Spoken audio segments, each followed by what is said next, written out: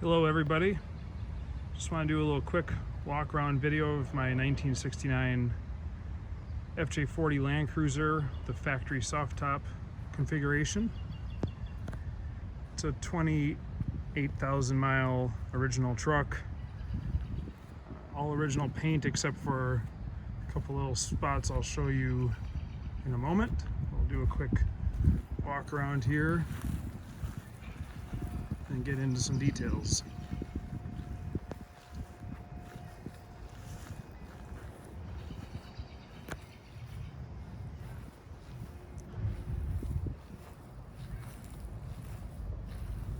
As you can see, it's about as nice as an original cruiser as you'll find. I've been around Land Cruisers my whole life. I took my driver's test in an FJ40 many years ago. Being from the Midwest, we didn't usually see them like this, not rusty, not used as plow trucks. So let's get a little closer look. It's wearing its original black plates. The truck was owned by the original owner for over 40 years, I believe. All details like original headlights. This is all original paint down in here. You know, with higher miles, these would be totally blasted with stone chips. You can see some abrasions here, but and the little ivory headlight and grille surround has a surface rust around it. But really an exceptionally well preserved truck. And you look at the edge of the hood here, this bullnose molding, which is impossible to find for these. Most of them are banged up from people flopping the hood all the way back and hitting the hardtop on hardtop versions. This doesn't suffer from that. It does have some scrapes and chips and all that kind of stuff that you would expect, especially because these make such nice mobile tool carts when you're working on the engine. There relays their wrenches there when they're doing their valve adjustment and whatnot.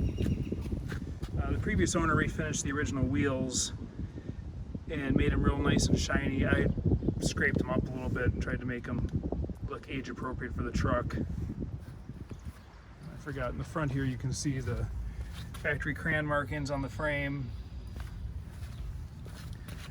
There's the factory serial number, clear as day, engraved in the frame there. And then underneath the front fenders, got the sun here. It's all original paint. The original springs that hold the brake lines. This right front fender, I couldn't tell until I paint metered it, and the previous owner had no idea it was painted either. But I believe it must have been scraped or bumped, because it measures out about 3 mils thicker on paint than the rest of the truck. But you can see there's really no damage underneath it. Up here is where it would probably be tapped if it was tapped. So I don't know if it got scraped, or my personal opinion is that the battery is on this side of the truck and somebody might have taken out a battery and spilled battery acid on it and then had it repaired. It could also be a factory repair or a dealership repair before delivery, but I can't say for that, any of those things for sure. You can see it has patina throughout like you'd expect from a 1969 off-road truck, but pretty exceptional all the way around. So the material on the running boards is original. It's cracked, but it's original, so at least that was left. The fabric on the doors is original. The soft top has been replaced. When I purchased the truck, the previous owner had photographs of the original canvas they used for a pattern. I did not get those remnants, unfortunately, but the new top was done by OCD and is a dead match for the original, the roll-up windows and all that. You can see the Confer manufacturing roll bar that was added when it was new. Scrapes down here from people dragging their feet in and out over the years. surface rust on the scratch there, but no internal rust. I did have a rust spot right back here when I purchased it. I had that welded up and metal finished and then painted it and just kind of blended it up through here. So this little area, like above the Toyota emblem, is original paint. Under here it's about 8 mils of paint. And then up here it's 2.5, 3 mils of paint. So, and we stopped before getting to that little blemish to keep it as original as possible. And you can look under here, just clean, rust-free as a Toyota Land Cruiser gets. Seats have been recovered, but the silver metal is all original. Get original black plate in the rear. The extension tabs, which are kind of cool. Factory Toyota seat belts. AMG may think they were the first people to offer optional red seat belts, but that's not the case. Toyota had that fashion sense way back when. Here's the other side. Original gas cab with the Toyota embossing. Get out the light here. Real nice, clean, dry California truck. That slight sheen is from the Bow Shield coating I put on it. If you look in the comments, I explained that a little further. Just flip this open. Original paint all through here, of course, as well.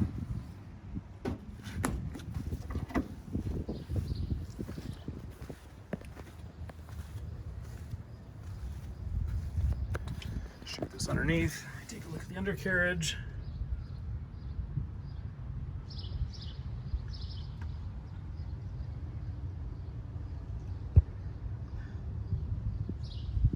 There's a little seepage like any old truck, but does not leave any drips on the floor. Haven't noticed any leaks of note. Even the knuckles are dry. It had some front end work under previous ownership. Just tightening stuff up. And when I bought it, it had the catalytic converter added for some unknown reason. Must be a California thing.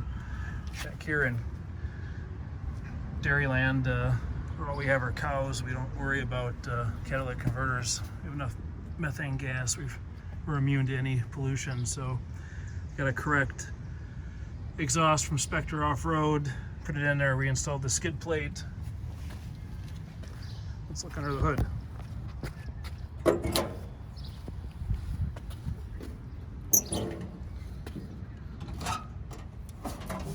Gently lay this all the way back.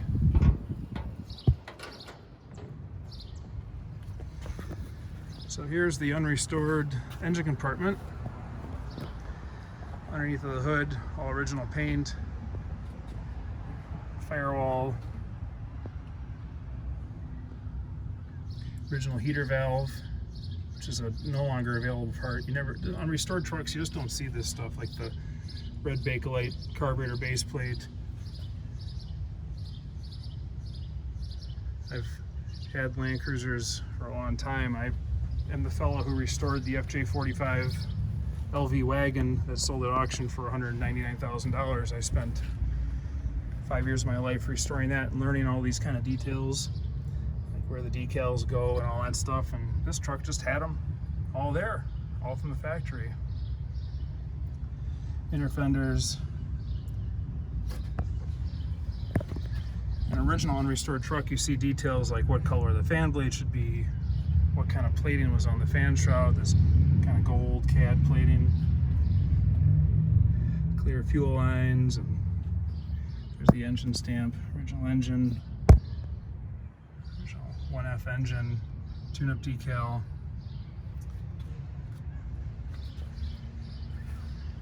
I've rebuilt the carburetor, valve adjustment.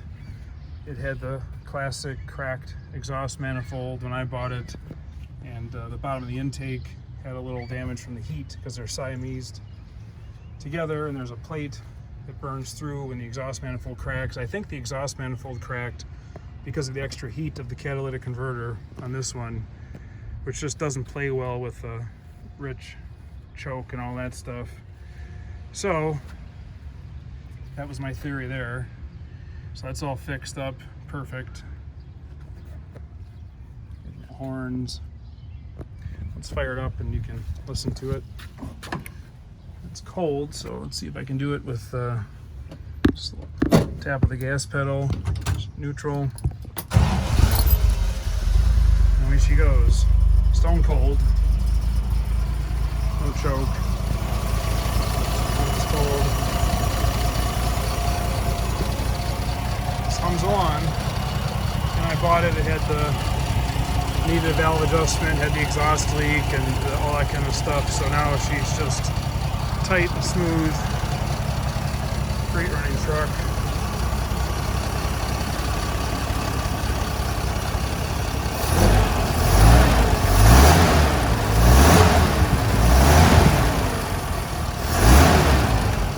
I jetted up the carb a little bit for ethanol fuel.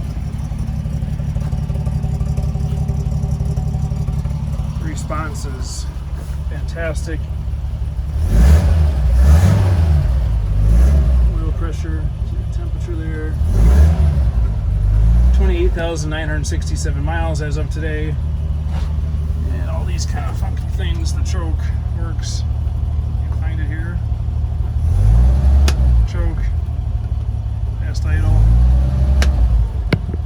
There's a little glove box light over there that works. This is a 4-way flasher installed here, this red button.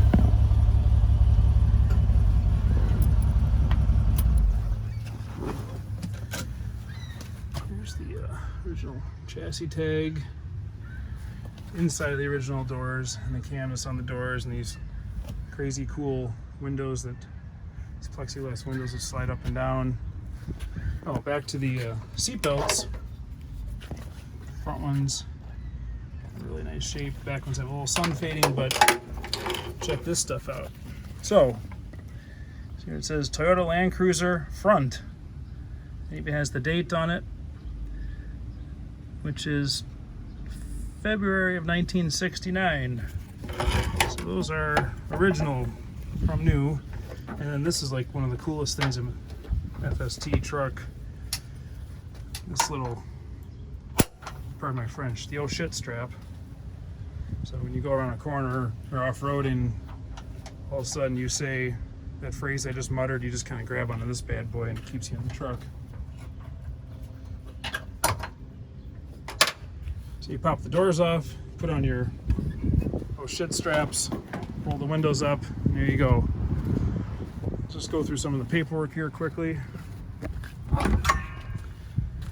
should probably show you the floors. The paint has come off of the driver's side floor, but I don't want to do any touch-up or blending or anything like that. You see the passenger side floor here. And inside all the tricky spots where these things always rust. All the nooks and crannies are just super nice and original. You see the looped heater hoses here. Some people have asked about that. That's because in California, they didn't put in the optional rear seat heater. So, paperwork. Here's the original showroom brochure. And I did not draw that, but I love it. I think it's great. And that's a FST, red FST on the cover, so it's the same truck. And the monster, I agree. There's all there it is in the brochure again. That's how it looks with the top completely off. And for those of you that don't know, Confer Burbank was Steve McQueen's off-road dealer of choice as well.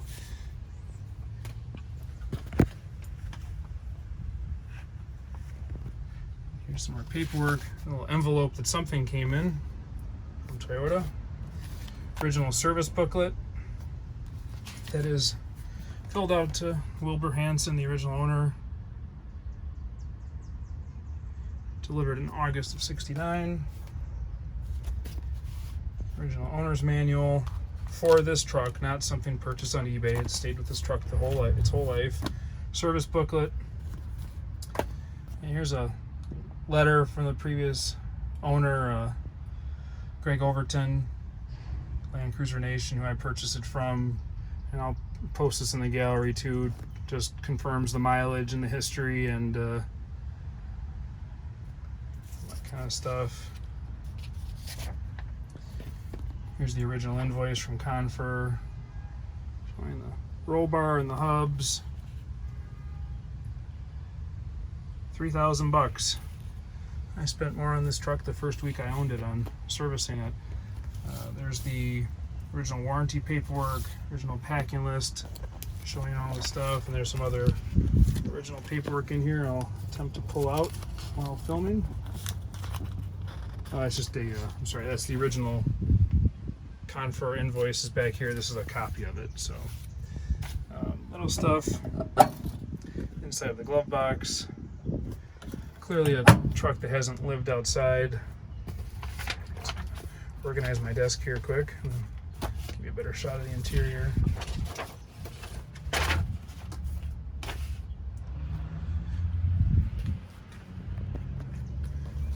Move this down here, and then I will give you a little wide angle, take in the whole interior.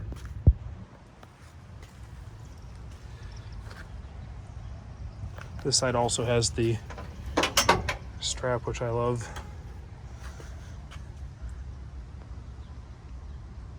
Nice, cool, breezy place to take a ride on a hot day or cool day even. It's like sitting on your porch, but about 45 miles an hour faster, or 65 miles an hour if you're super brave.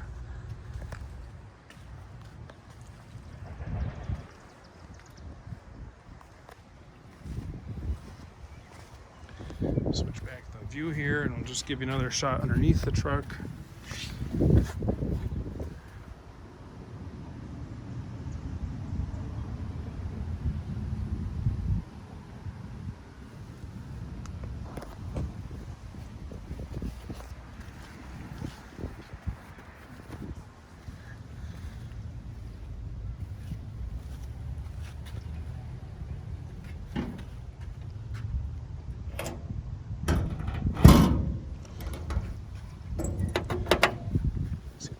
Here again, just there's patina, and just so cool to see how original it is. And these hard doors are really nice too, because they have a nice tight seal around them, and they actually have, you know, windows. So unlike a Jeep of the same period with soft top and soft doors, these are actually like a real door. So that's it. I think that's a general overview of this 20,000 mile Survivor cruiser, and hope you all enjoyed it. Any questions, please don't hesitate to reach out. Ask anything you want to ask about the truck. Of course, I can't help with anything else. All I know is cars. And hope you enjoyed taking a look, and thanks for watching. Take care, everybody.